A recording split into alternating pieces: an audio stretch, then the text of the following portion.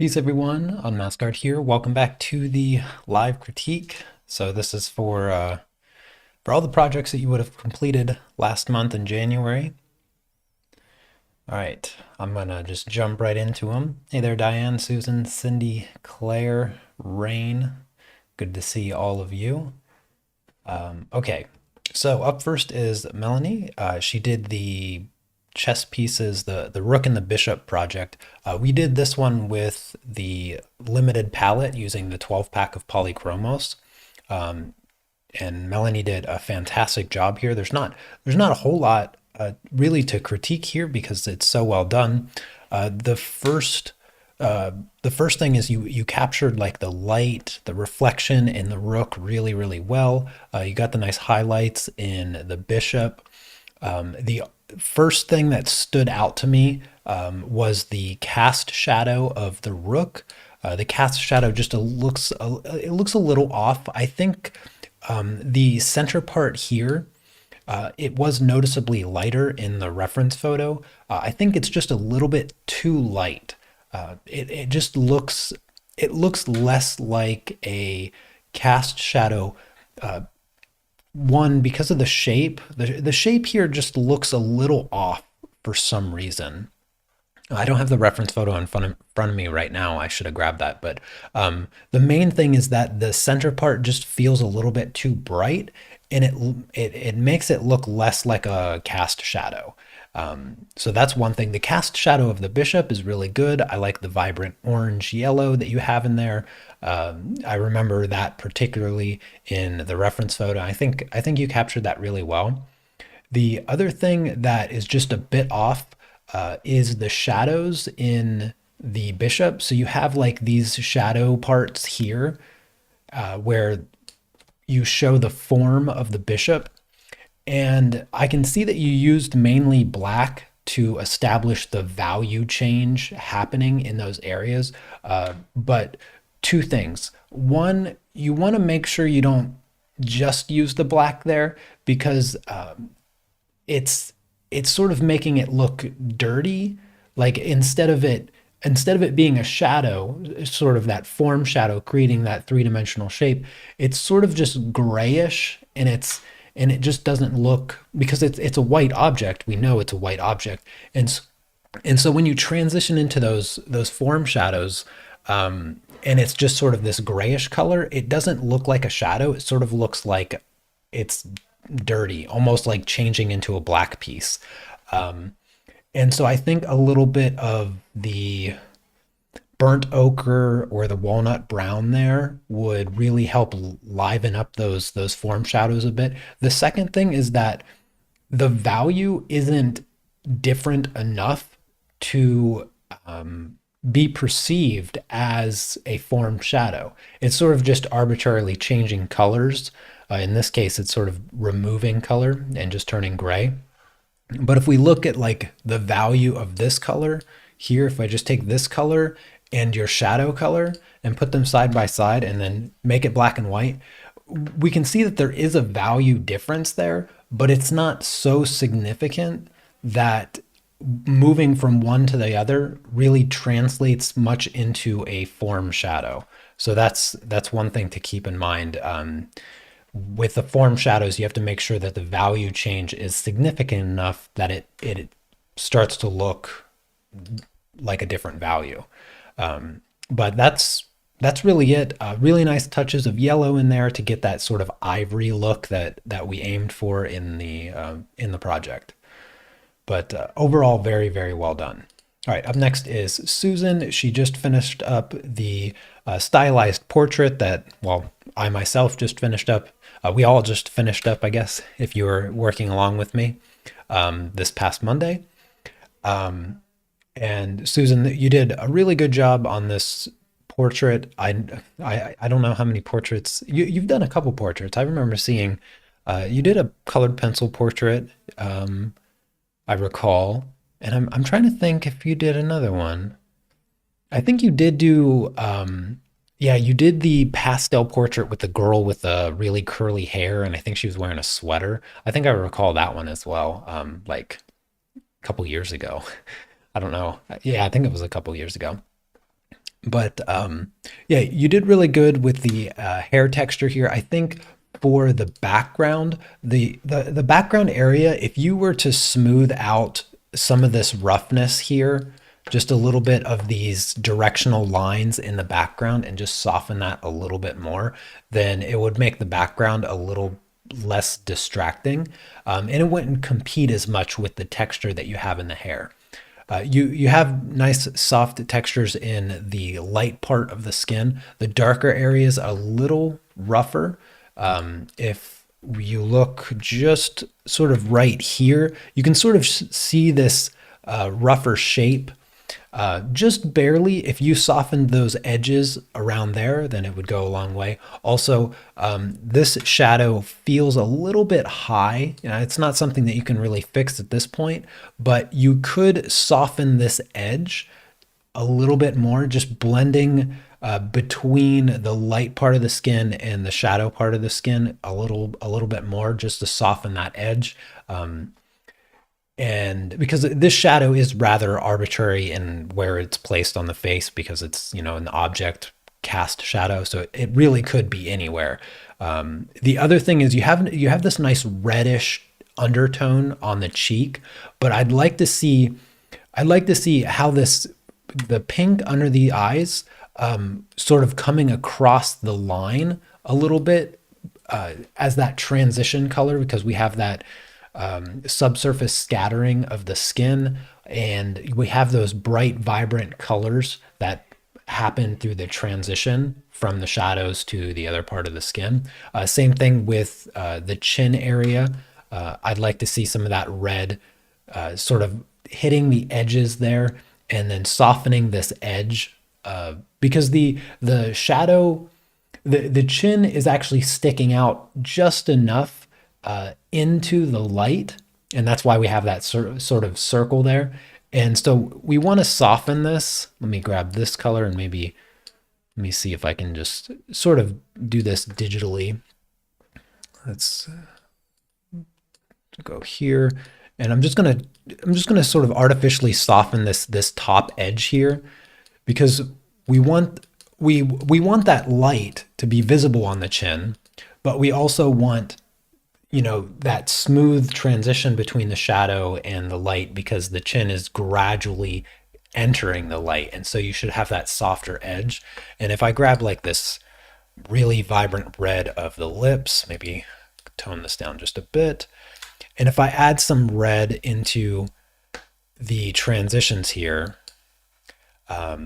it just livens up that edge of the skin. Now that's not perfect. I'd want you to do it a little bit softer than that, but overall, those transition colors are really important, just to bring a little bit more life into the skin. Because with this portrait in particular, the light part, this areas of the skin, not very saturated. There's not a whole lot of vibrant color there, and then the shadow parts also don't have a lot of color there.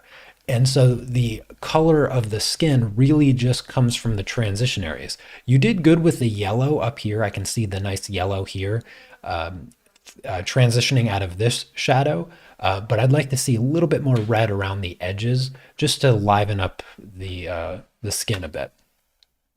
But overall, you did a really good job, especially on the eyes. I like the eyes a lot. All right, up next is Marge. I almost missed the submissions in the Discord, so I was just a tiny bit late starting the stream, because I was trying to get these, make sure I didn't miss anything. If I happen to miss your artwork, I do apologize, but hopefully I got all of it. Marge also did the Rook and the Bishop project. I didn't know if I saw Marge in. Yeah, there's Marge. Hey there, Cece. Cece, I didn't see you submit your painting.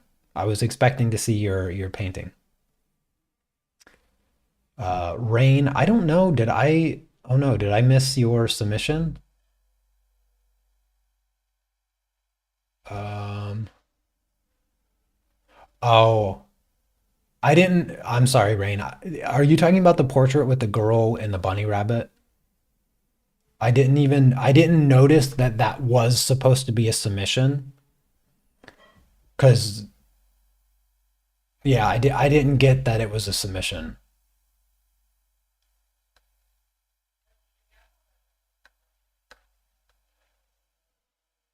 I mean, I wasn't even certain if John's oil painting was a submission, um, but I included it anyway. But Marge specifically asked for the critique when she posted the picture. So I knew that that for sure was for the critique. So I do apologize for that. Anyways, back to this. Marge, you did a really good job. I would like to see a bit more blue in the rook. You got the yellows really nicely, the touches of yellow in the bishop really well. I like to see these really subtle introductions of color. It really adds a lot of character to the small amount of colors that exist in this project. You could have also went a little bit more vibrant in the cast shadow here, because I remember it being like a really almost orange color for the cast shadow, and it's very characteristic of the way the light was bouncing off of the bishop onto the surface that I took the picture from. And then yeah, so a little bit more blue in the rook. If I just grab, I'm just gonna grab like a real vibrant blue, and let's just do let's just do something like this. Like if you boost the blue in the rook, it just makes it stand off the paper a little bit more. Now you don't have to go as extreme as what I just did there, but just by introducing that, it makes the blacks feel darker, and it just makes the piece sort of stand off the paper a little bit more. And that was one of the things that I liked about this project was the flexibility of the colors that you could include. If I were to even, oops, I didn't mean to do that. If I were to even shift the color to a more teal or a more purple, you could play around with certain color tones between the rook and the bishop, because the bishop has the yellows, and it also has the little bit of orange feel in the cast shadow. And so you could go a little bit more purple, playing off of the complement of yellow and purple, because yellow and purple are complementary colors. Or you could go for a little bit more of a teal in the rook, and then play up the orange a little bit in the cast shadow, because the teal and the orange. So you have a lot of flexibility there, artistic license to do what you want. But I would have liked to see just a little bit more saturation in the blues or some other color, in the rook, just to give it the same saturation as the bishop, because they are being lit from the same light, and even though they're just black and white pieces, there's reflections happening from the environment that make them appear the colors that they are. So that's what I would like to see, because the rook looks like it was colored in color, whereas the bishop, the rook, however, sort of looks monochromatic in comparison to the bishop, because the bishop has the nice yellows and the touch of orange, but the rook only has like this little bit of blue here. And if it had more blue, I think that the pieces would match and feel more coherent, because here it sort of looks monochromatic and sort of black and white. Whereas with just a little bit of blue, I think goes a long way.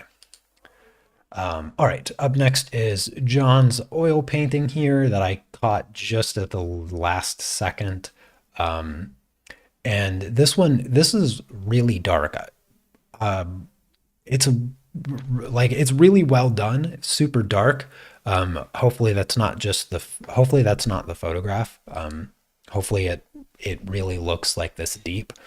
This probably took a couple layers because of how deep it is, but excellent coverage, like super superb coverage on the canvas, not to see any remnants of texture or anything like that. It's a very solid painting. The couple things that stood out to me is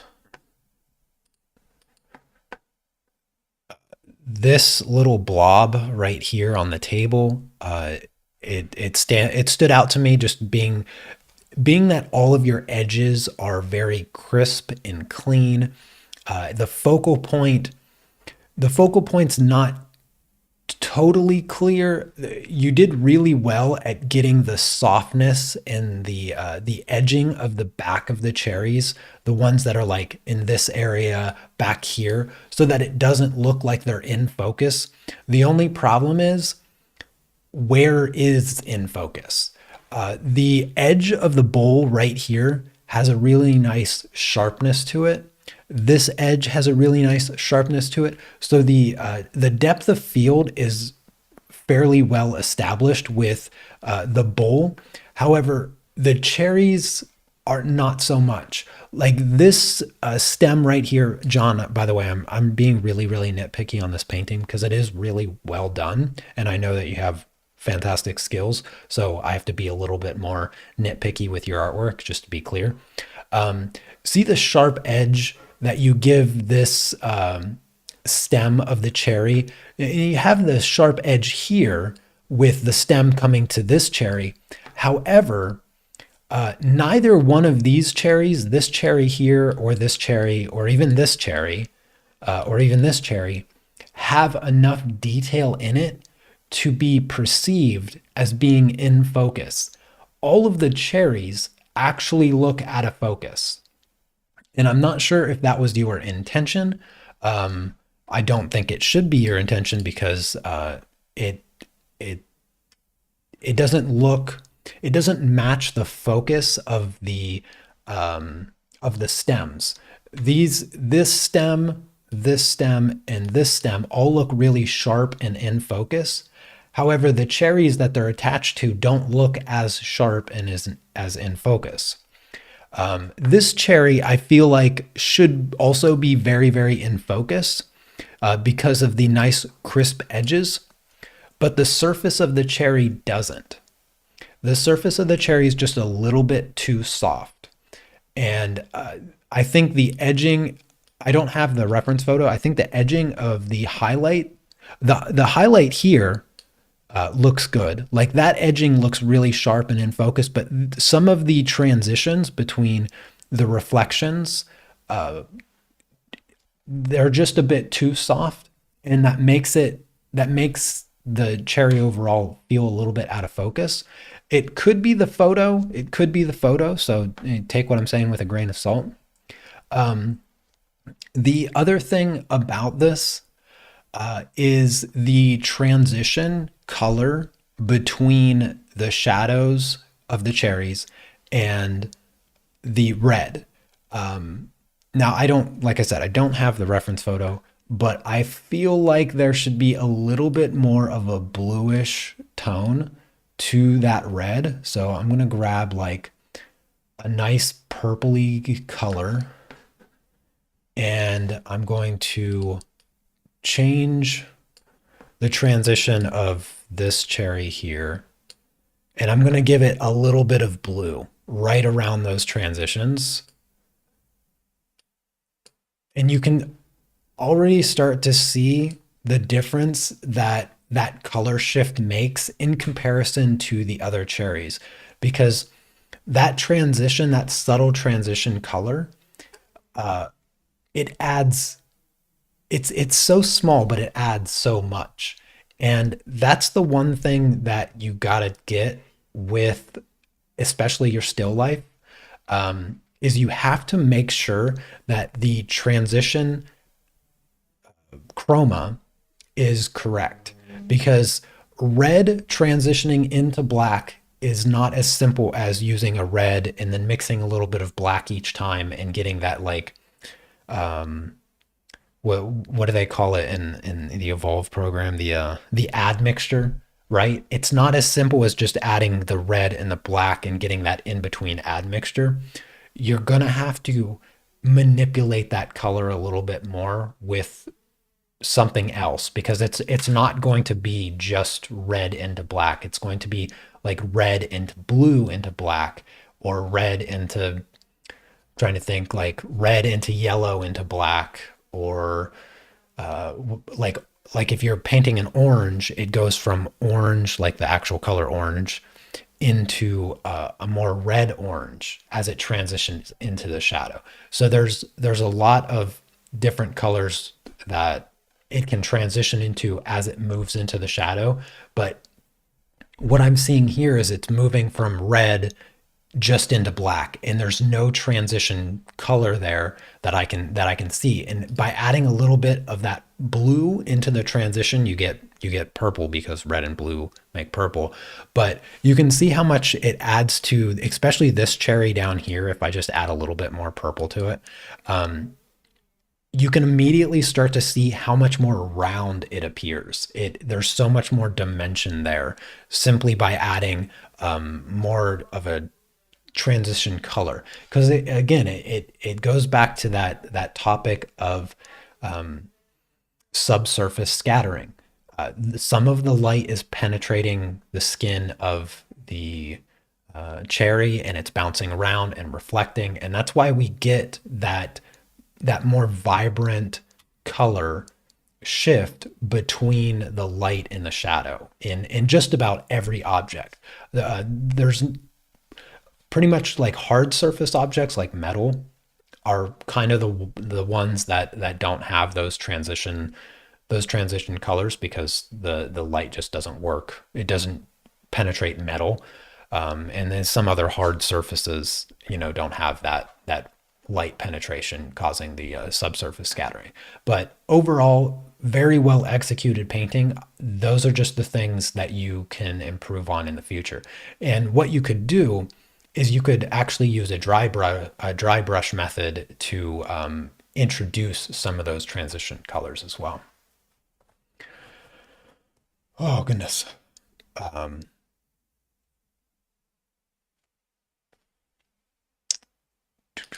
all right. Up next is Lisa G. She did this. I think we have two Lisa G's, but the Lisa G that did this knows which Lisa she is. um, let's see. I'm just making sure I didn't miss anything.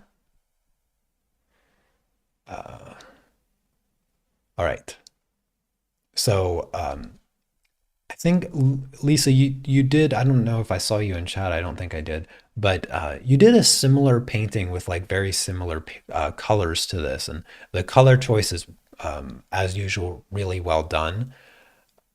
And you have again sort of missed the lighting. Now I don't. I assume you used a reference photo for this, but again with the lighting, if it is your intention to add a little bit more light effect to the project. So in the reflection here, in the reflection, you can see, oops, let me fix that. Okay. So in the reflection, you can see this cast shadow because the light source is coming from here. And then you get the reflection, and you can see how dark you made the cast shadow, because this is the sense the light's coming from here. Her head is creating a cast shadow across her shoulder, her right shoulder over here. And that reflection is being shown to us. We're seeing the cast shadow. However, in the non-shadow, or in the non-reflection, the actual person, you don't have this value. So this is a pretty dark value for the skin. And aside from right in between the fingers, and then like this part where her shoulder comes up, you don't see this value in the skin anymore. And if the light's coming from here, then her underneath her eyebrows will be shadow, and pretty much her whole right side of her face will be in shadow. Her nose, excuse me, her nose will create a cast shadow underneath her nose, something like this. And then possibly even some of her chin underneath her lips. So the right side of her face should be in shadow because the light source is coming from the left. And we see the information in the reflection telling us, reinforcing where the light is coming from. So we have that information. And so we would expect to see those same cast shadows in the actual person. You have her sleeve, so I imagine there's a cast shadow from her sleeve. This would probably be a little bit darker. Her hand is most likely curled under like this. I don't have the reference photo. So I imagine this is all cast shadow too, because her hand's turned and the light source is coming from here. And so even though I have 500 lights on right now, you can still see that there'd be a cast shadow underneath her hand. Most of her hand would be in shadow. Her other hand sort of looks like it's turned upside down, kind of like that. And it appears as though you put a cast shadow on her fingers, sort of like this. Maybe even this sleeve should have a cast shadow. It's hard to say. But yeah, so the lighting, again, is something that I see you're struggling with in these paintings that you've submitted. The one thing that I think will help is if you focus less on the details in the beginning and focused more on the individual shapes by breaking up, this is a shadow and this is a light. So if you were to just think about her hand here, if I zoom in a little bit, if you were to just think about her hand and don't think about like the fingers or anything like that, just say, okay, so this is the shape of her hand, right? Like this is her whole hand. And let me grab a slightly darker color. This part here and this part is everything inside this shape, hypothetically, because again, I don't have the reference photo. Hypothetically, let's just say that everything in this shape here is a shadow. And then everything here is a light. And what you want to focus on is just creating these two distinct shapes first. This should be your primary goal.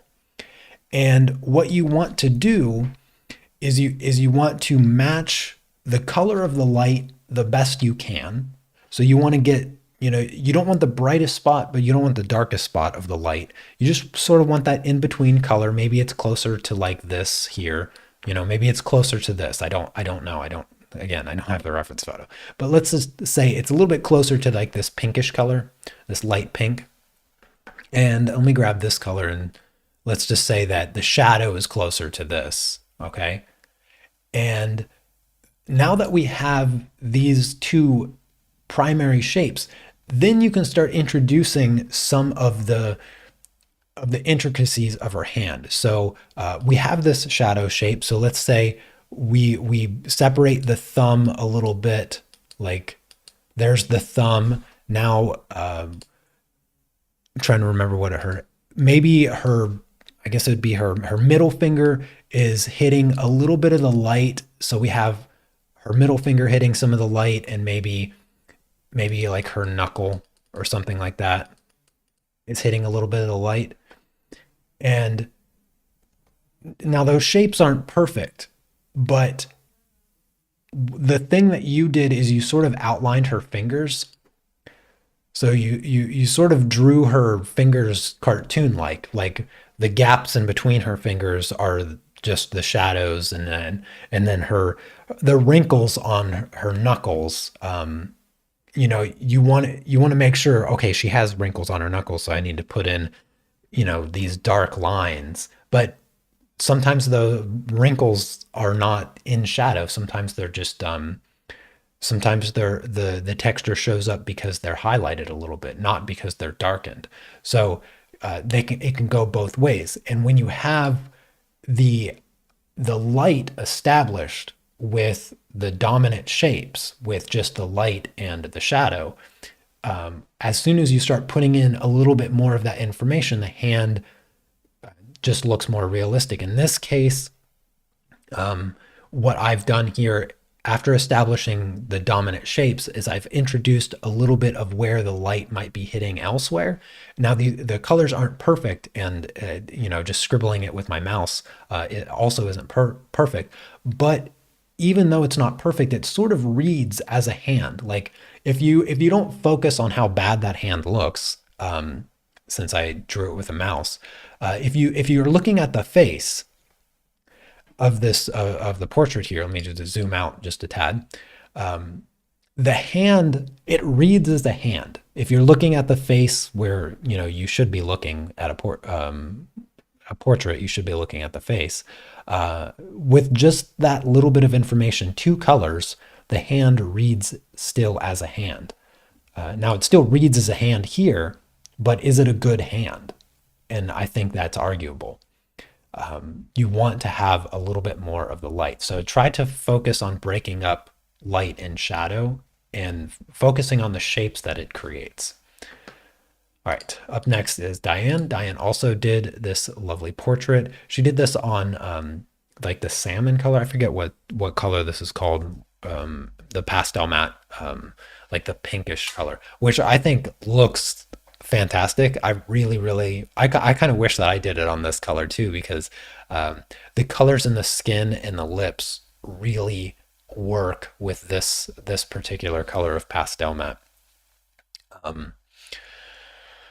Let's see. I think, okay, so you did really good getting everything nice and soft in the skin. It looks really good. Just grabbing my brush really quick. Okay, so where to improve? I think you could have went a little bit brighter with the red orange color underneath the eyes. It was a little awkward because they were so bright, sort of like makeup like or something like that. I'm not exactly sure what the original digital artist intended for it to read as, but to me it read as makeup. The eyelashes look really good.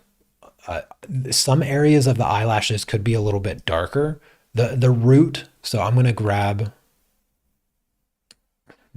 that exact color there, and I'm going to just darken the roots a little bit of these eyelashes on one side. And when I zoom out, you'll see how it reads, because the reason you just want to darken the root of the eyelash and not the whole eyelash is because when you're zoomed out, it will appear as though it's a taper. So it will feel like a really thin hair that tapers off into a sharp point. So you can see the difference. Well, I guess you can tell the difference between her right eye and her left eye, where the eyelashes just stand out a little bit more. They have a bit more focus to them. Very, very small. Really good on the eyebrows. This eyebrow should come out just a little bit more. It enters the shadow just a touch. So it ends a little bit prematurely right there, but still good. Let's see what else. The lips look really good. The shadow underneath the nose, it could be a little bit darker right there at the tip. This shadow here is a bit hard. Like it just has like an edge to it that stands out a bit differently than the rest of the shadows of the face. The overall shadow on the face, I think, needs to be darker. If we look at this in black and white,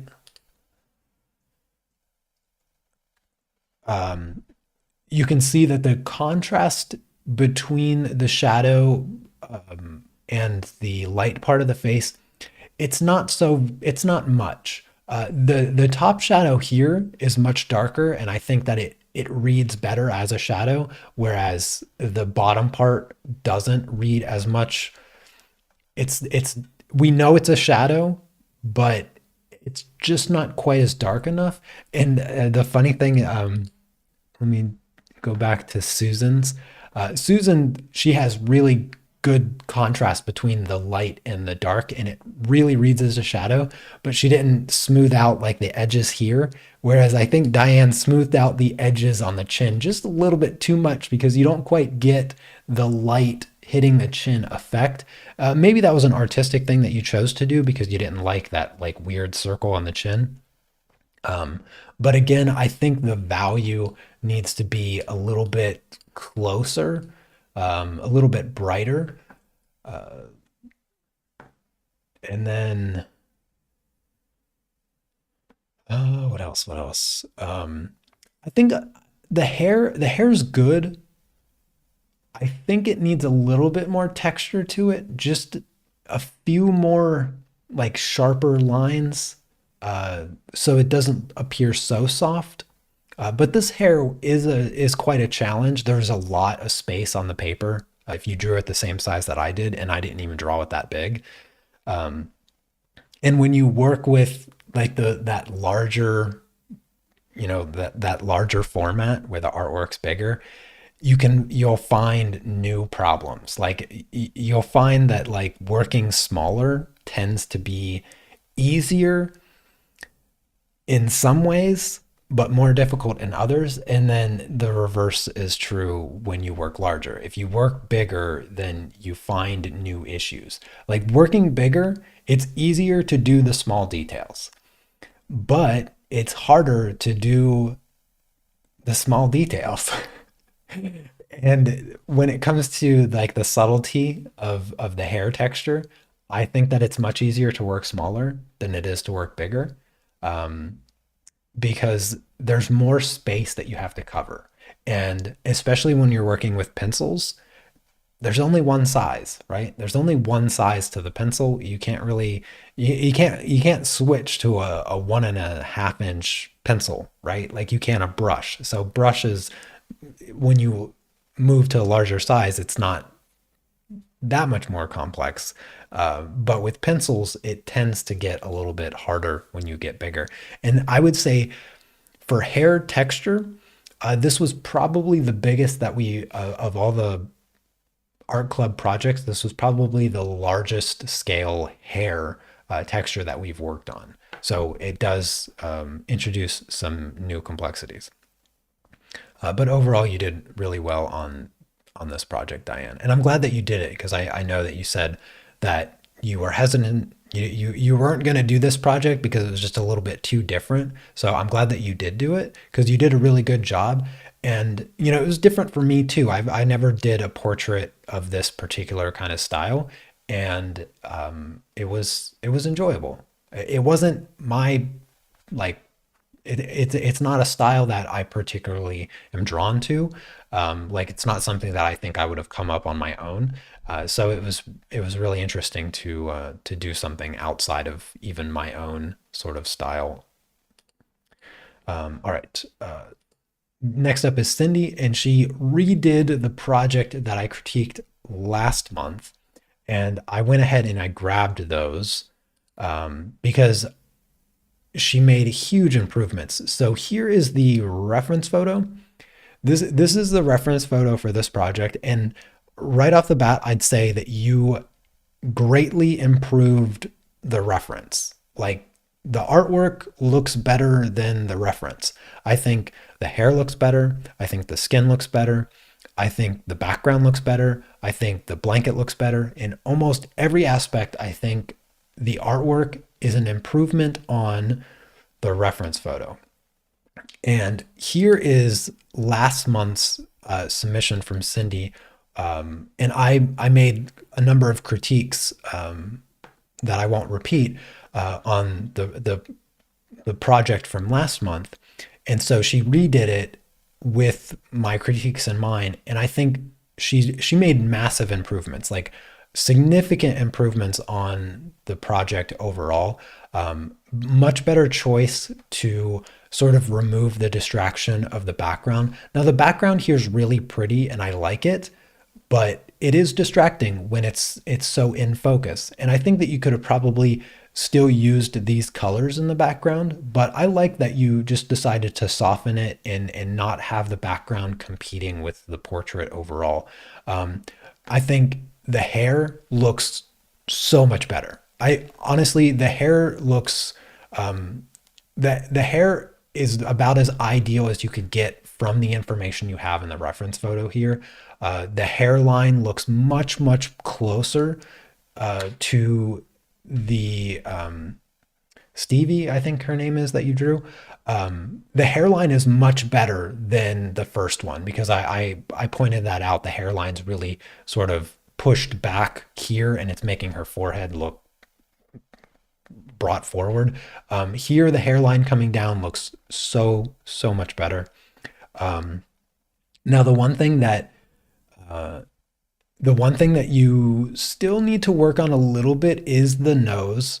Noses are tricky, but let's see. So the nostril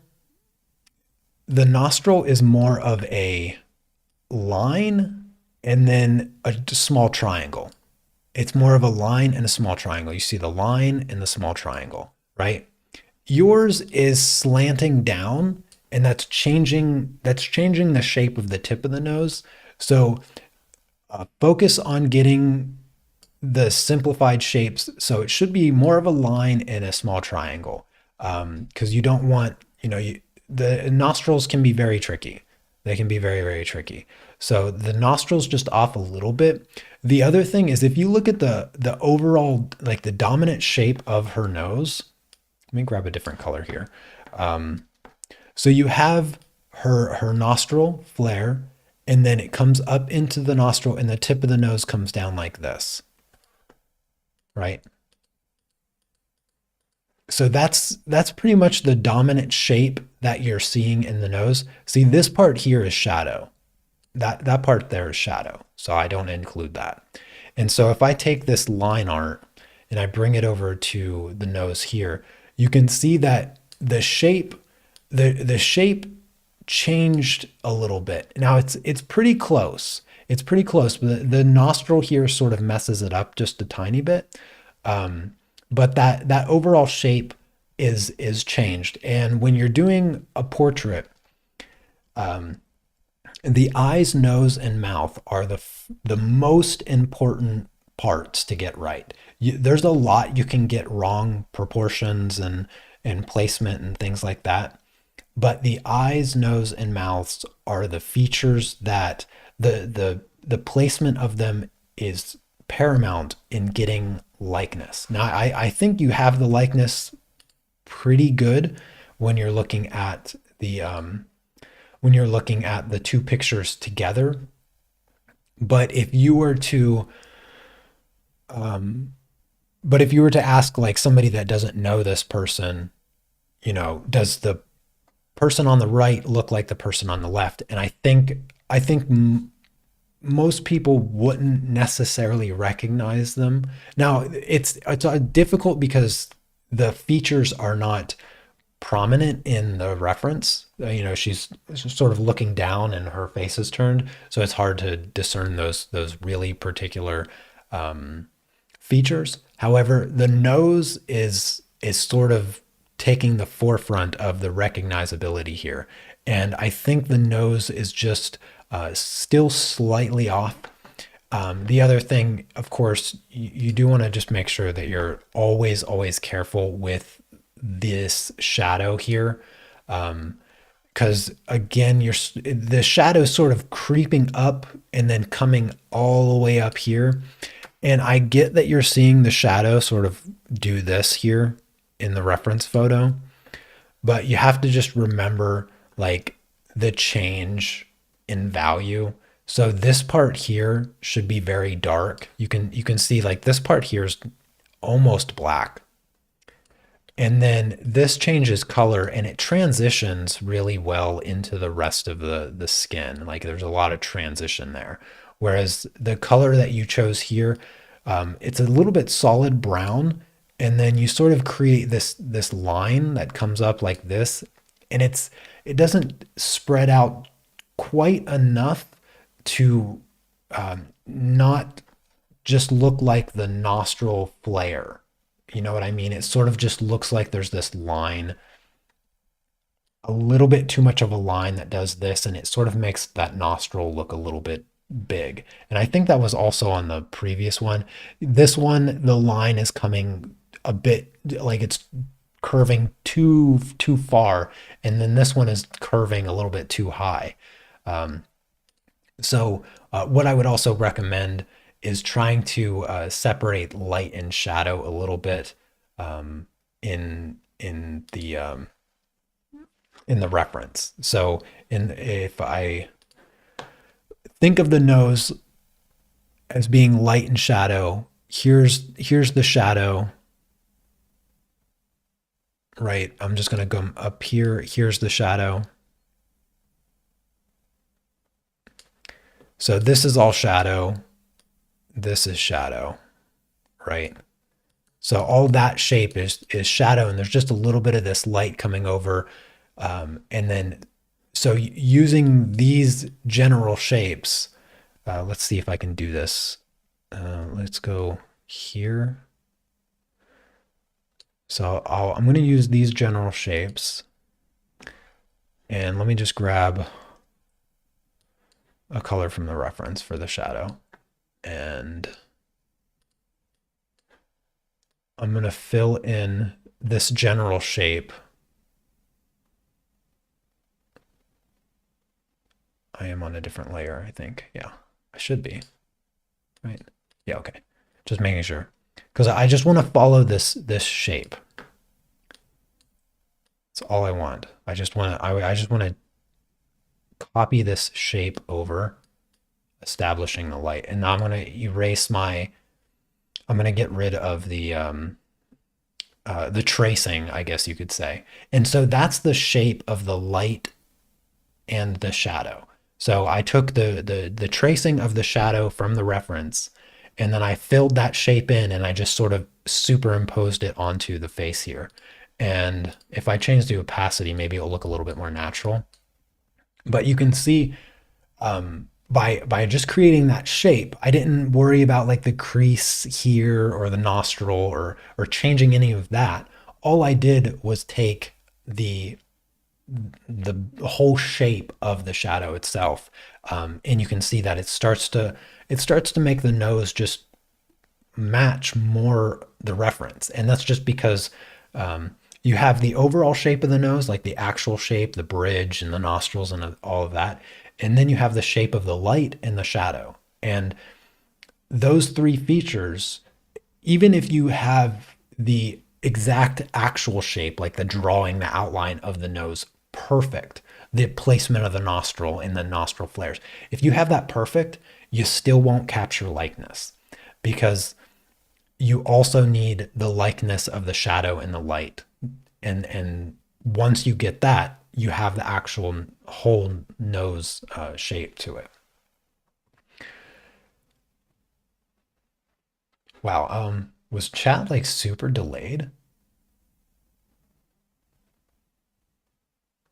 All of a sudden, like 10 messages showed up. So I'm hoping that I didn't miss anything. That was really strange. I thought nobody was just talking, but apparently my chat wasn't working. I'm very glad that you find it helpful, Sydney. I hope that other people find this helpful too, because, breaking these things down, it should be. Yeah, noses are very difficult. Yeah, noses are very difficult.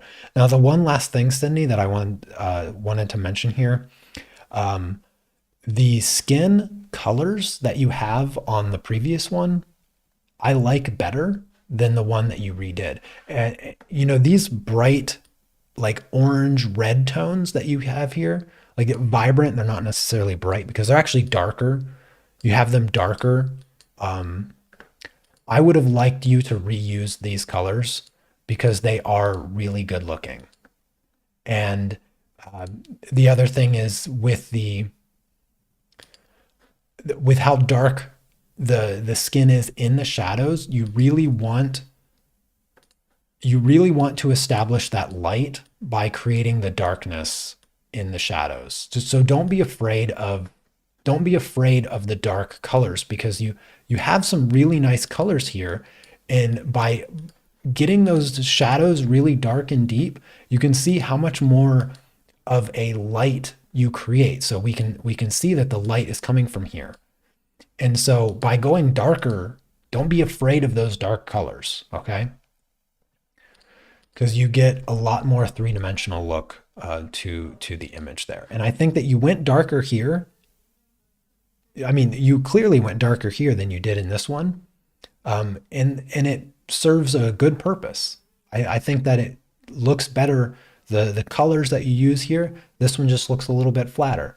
So, you did a lot of things better for sure, but there was just a couple things you didn't do as good. And then, the colors in the skin, I think, was one of them. But overall, really, really good improvement.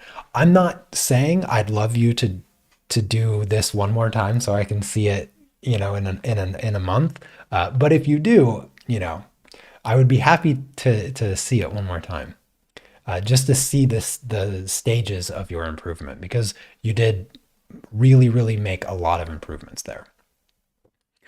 All right, now it's on to the monthly masteries, and let me talk about this one first. Melanie, you did monthly mastery number 5. Really, really good job. Great coverage with the colored pencils. The drawing looks accurate as well. The one thing that stands out, oops, I have two keyboards in front of me. I keep reaching for the other one. Is this line is not straight, and it drives me absolutely crazy.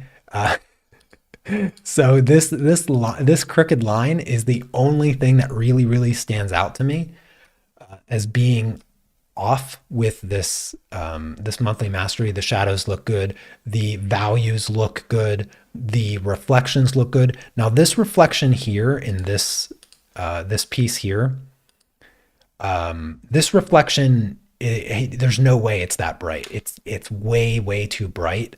I think this reflection should maybe be like 3. Also, I'm not 100% certain. This looks like 3 value here, and this looks like 2, if I'm not mistaken. Based off this looks like 3. This looks like 2.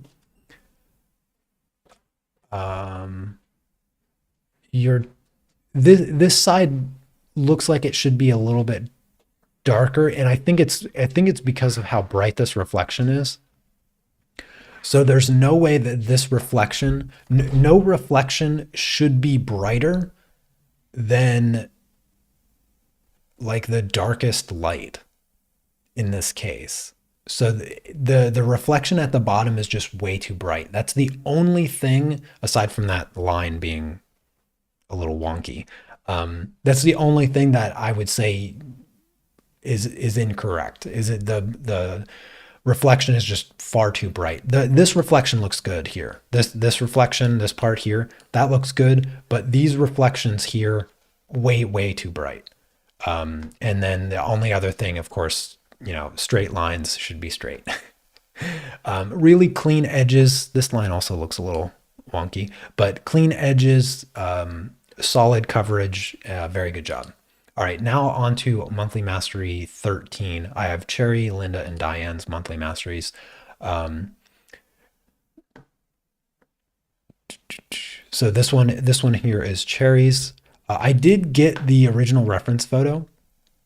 I pulled the reference photo in so that everybody can sort of see it. And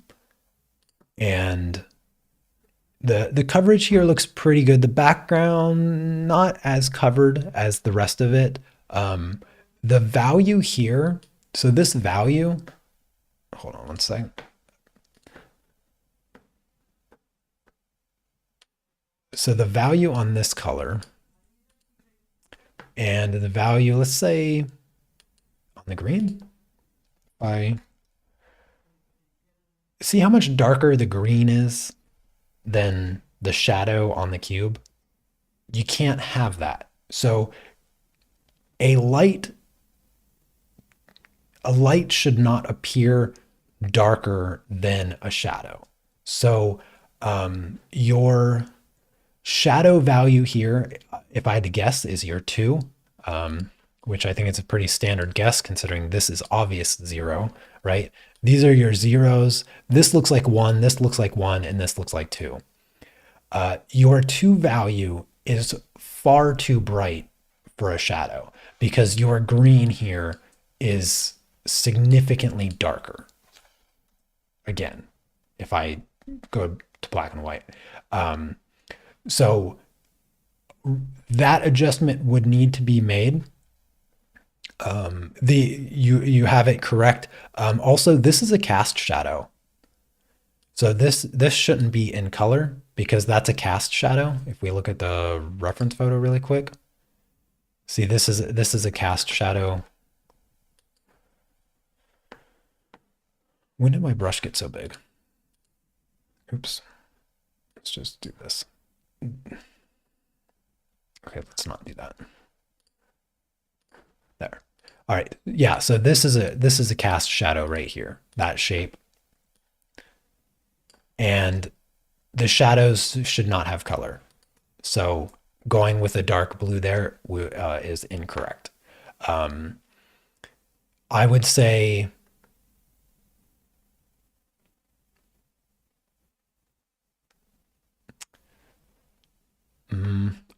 maybe I think I gave everybody the answer for this project in the video, and I'm trying to remember what I said. There's a little bit of flexibility here on which exactly you choose, but for sure 0. For sure 0. You could argue 0 and 1 and 2. Something like that. Or I think I said 0, 0, 1, 1, and 2, which is what you have here. But your 2 value is just far too bright. Even if, if the difference between, like, say, here's your 0, here's your, here's your 0, here's your 1. Let's just say that your 2 value is here. Like, that's much better. Even if this is your 2 value, the difference between these 2 values is very minimal. It's very minimal, almost indistinguishable. Even if your 2 value is that close, it's fine. There's no perfection in the distance between your values as long as you perceive the difference. If you choose your values to be different, but the difference between the 0 and the 1 or the 1 and the 2 is not substantial, that's fine. It doesn't need to be substantial. You just need to perceive it differently. That's all that it is. So the value could be very, very close. It doesn't have to be as drastic as what you chose here. You just need to know that it's different. Like you need to be able to recognize its difference, like yourself, not in the artwork. What I mean is when you look at it, you need to be like, okay, this shadow is lighter than this other shadow. That's what's important. Your perception of it. Now for the colors, we can see that your table is super peach, whereas this is more of a sandy gray khaki color. So your table color, I'm not sure where you got red, but you have a lot of red in it to make it that peachy color. In fact, your paper color is closer to the actual table than the color that you chose here. So just be more mindful of the color choice. The blue here looks pretty close. It's lighter, but it's pretty close. The green here, again, it's pretty close, but quite a bit lighter. And then the green on the top also, yours is a little bit more blue color, where you need to be a little bit more a green, and also yours is a little bit darker. So you went lighter, darker on the colors here. So you should have 4 colors. You should have the table color, the cube, and both sides of the rectangular prism. So these 4 colors are what you're trying to match. And here's what you're up against.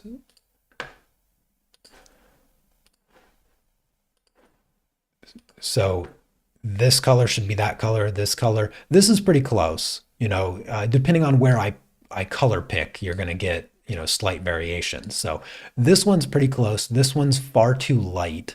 And this one's also very close. So I'd say like a 50% accuracy here.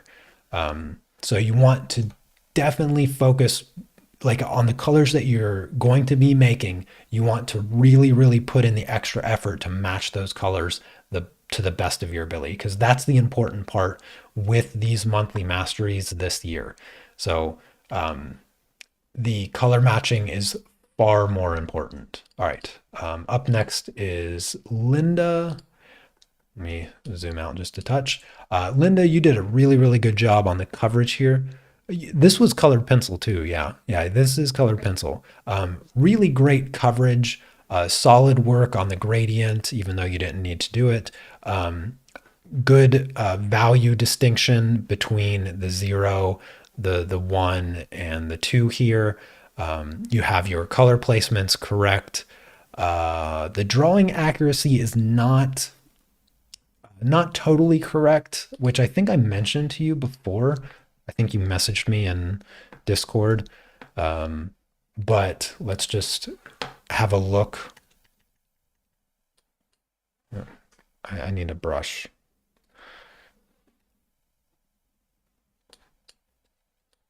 There we go. So the first thing, just, vertical lines will help you with your accuracy a little bit. They're pretty close. They're pretty good. But the shape of the top of the rectangular prism here, I think I pointed this out to you actually. The shape is off. You can see that shape is not correct. The way that it should look, this line should be more horizontal and this shape should be more horizontal. And you're going to get this polygon shape here, which is, what's that shape called? Sorry, my geometry is a little rusty. Trapezoid. I think it's called a trapezoid. So these lines run parallel and these lines run parallel. So this line that comes through here and this line that comes through here are not parallel in your drawing. Same thing with these ones here. They're pointing, they're not parallel, and that's what's creating that distortion. Yeah, you did fix it. It is better than what it was previously. So remember that these lines need to be parallel. Those ones that's not perfect, but I'm freehanding this. So relatively parallel to create that parallelogram. Yeah, parallelogram. Yeah, trapezoid is this, I think. That's trapezoid. Similar shape, but that's 1-point perspective. Yeah, so a parallelogram. The same thing happens on the cube here. So these lines are good. This line and this line is good. But these lines you can see are not parallel, and that changes the shape of the cube, and you don't want to do that because it is a cube after all. So anyways, just be a little bit mindful of the initial drawing before you put all the time into color. The values look really good. The placement is correct. Now let's do a little bit of grading of your color matching. So of course we have the 4 colors. We have the table, we have the cube, and then we have the rectangular prism, colors 1 and 2. Here is the table. Your table is a little bit yellow, but it's pretty close. Your blue looks really good. Your green looks really good. and the top also looks really good. I would give you 100% on accuracy. This blue is just a touch off. It's just a touch off, as you can see, but it's not so far. It's not. It's. I mean, it's real close. It's just a little bit darker. It's just a touch darker. But overall, your color accuracy is very, very solid. Again, the table just has a little bit too much yellow, but I'd still give you 100% here for color accuracy, which is very important. All right, and then we have Diane's. Oops, let me get rid of this layer. Yeah, so Diane's the drawing accuracy looks very good, sharp edges. I see like line here. I don't know. I think you maybe tried to do the gradient afterwards, so I'm just gonna assume I'm not concerned about the gradient here because it looks like you added it after the fact. Values look good.